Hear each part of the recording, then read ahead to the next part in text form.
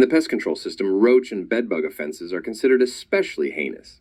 In Maryville City, the dedicated technicians who investigate these vicious felonies are members of an elite squad known as Phoenix Pest Control. These are their stories.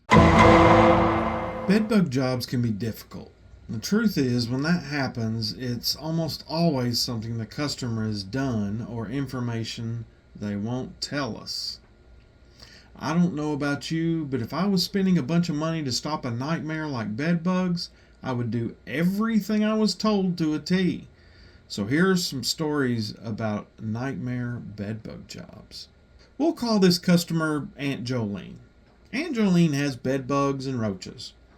And after our first treatment, she told us that they threw away the couch and bought a new one. Well, all the treatment she paid for is at the dump, and the new couch is unprotected. So we treated the new couch when we went back for the second treatment. And at that point, we found heroin and a needle between the mattresses and the box springs. So the tech calls me and asks what to do, so I told him to leave. I'm not dealing with that. And I called Aunt Joline. She apologized profusely for her son's stupidity, then proceeded to tell me that he had several young ladies stay there recently, and it must have been one of his guests.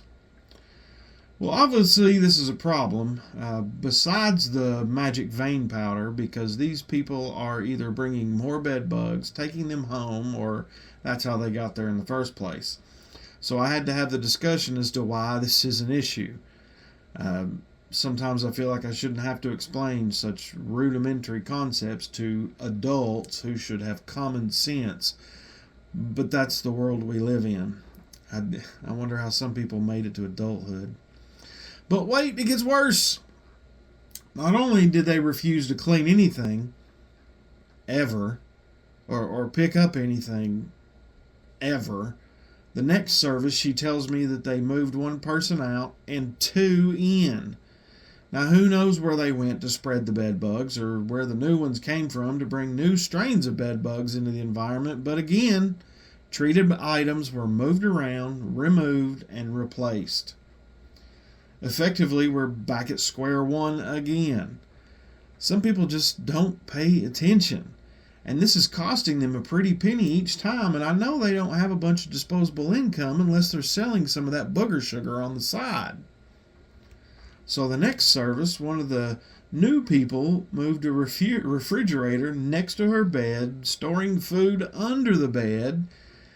And you know there was food everywhere because they're just not capable of sanitation maintenance, evidently. Mentioning this to Aunt Joline, she agreed that that would be a problem for the roaches and limit what I can do as far as treating when there's food everywhere.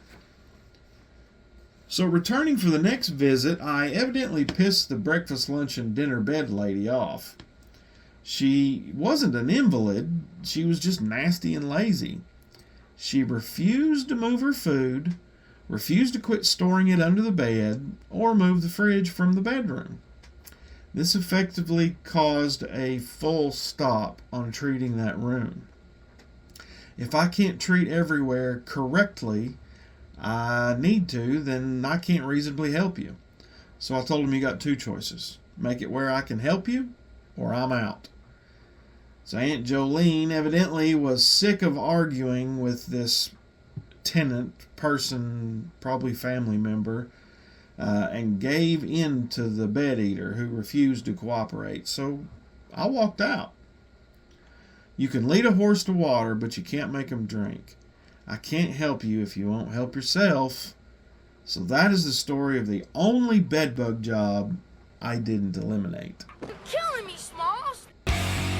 Don't. I stand upon my desk to remind myself that we must constantly look at things in a different way.